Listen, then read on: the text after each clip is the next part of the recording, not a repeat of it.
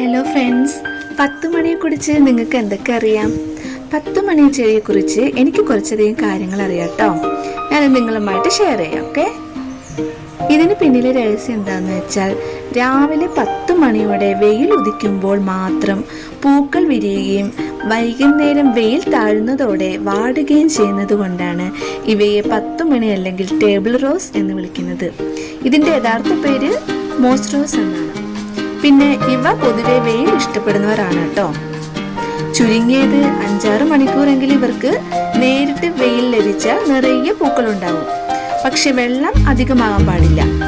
നമ്മൾ വൈകുന്നേരം നനയ്ക്കുന്നതാണ് 10 മണി പൂക്കൾക്ക് ഏറ്റവും നല്ലത്.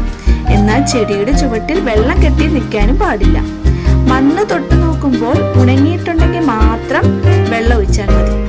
ഈ ചെടികളുടെ ഇലയിൽ തന്നെ വെള്ളം സംഭരിച്ചു വെക്കാറുള്ളത് കൊണ്ട് അധികം വെള്ളം ഇതിന് ആവശ്യമില്ല. 10 മണി ചെടിയുടെ ഒരു ചെറിയ തണ്ട് പൊട്ടിച്ച് നട്ടാൽ പോലും അത് പെട്ടെന്ന് പിടിച്ചു കിട്ടും. പൂക്കൾ വിരിഞ്ഞു കഴിഞ്ഞ് തണ്ടുകൾ ഇടയ്ക്ക് മുറിച്ചു വിടുന്നത് അതിന്റെ പുതിയ ശാഖകൾ വരാൻ ഏറ്റവും നല്ലതാണ്. പിന്നെ ചുവപ്പ്, മഞ്ഞ, പിങ്ക്, വെള്ള, ഓറഞ്ച് എങ്ങനെ പല കളറിലുള്ള 10 മണി പൂക്കള് നമുക്ക് അതിന്റെ ചെടികള് നമ്മുടെ നഴ്സറിയിൽ ലഭ്യമാണ്. പിന്നെ കൂടാതെ ഓരോ പൂവിൽ തന്നെ 2 നിറങ്ങൾ വരുന്ന ഇനങ്ങളും ഇപ്പോൾ നമുക്ക് അതേമാതിരി തന്നെ അവിടെ വാങ്ങിക്കാനൊക്കെ കിട്ടും.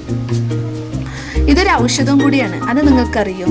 പണ്ട് കാലത്ത് ചില രാജ്യങ്ങളിൽ മുറിവുകൾ ഉണക്കാനും ചർമ്മരോഗങ്ങൾക്കും 10 മണി ചെടിയുടെ ഇലകൾ ഉപയോഗിക്കാറുണ്ടായിരുന്നു.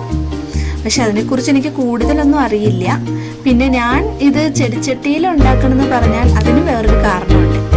പിന്നെ 10 മണി പൂക്കൾക്ക് നിറം നല്ലത് വരാൻ ഏറ്റവും നല്ലത് നമ്മൾ കഞ്ഞിവെള്ളം ഇല്ലേ, അത് പുളിപ്പിച്ചത് നേർപ്പിച്ച് ഒഴിച്ചു കൊടുക്കുന്നത് നല്ലതാണ്.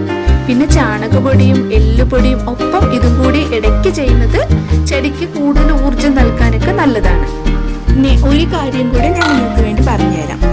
എൻ്റെ 10 മണി പൂക്കൾ നിറയെ ഉണ്ടായത് എങ്ങനെയാണെന്ന് വെച്ചാൽ,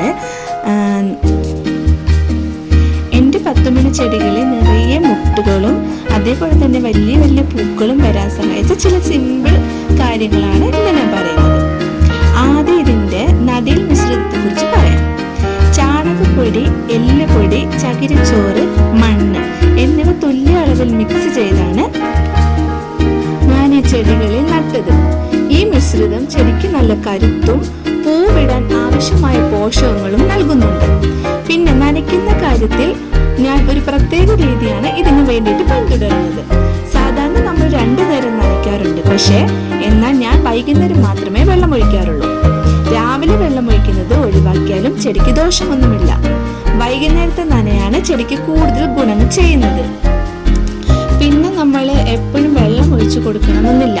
പിന്നെ ഇപ്പം ഞാൻ ചെയ്യുന്ന പോലെ തന്നെ അതിൻ്റെ ഉണങ്ങിയ പൂക്കളുണ്ടല്ലോ, തലേ ദിവസത്തെ ഉണങ്ങിയ പൂക്കൾ നമ്മൾ പിറ്റേ ദിവസം അത് എടുത്ത് കളയണം. കാരണം അതിൻ്റെ ഇടയിൽ തന്നെ പുതിയ മൊട്ടുകൾ വരുന്നുണ്ട്. അപ്പോൾ ആ മൊട്ടുകൾ വേഗത്തിൽ വലുതായി പൂക്കൾ ഉണ്ടാകാൻ നമുക്ക് ഹെൽപ്പ് ചെയ്യും. അപ്പോൾ പഴയ ഉണങ്ങിയ പൂക്കൾ നമ്മളത് പറിച്ച് കളയണം. അപ്പോൾ ഈ വീഡിയോ നിങ്ങൾക്ക് ഇഷ്ടമായെങ്കിൽ തീർച്ചയായിട്ടും നിങ്ങൾ എന്നെ സബ്സ്ക്രൈബ് ചെയ്യാൻ മറക്കരുത് കേട്ടോ. പുതിയ ടിപ്സുമായി ഞാൻ വീണ്ടും വരുന്നതായിരിക്കും.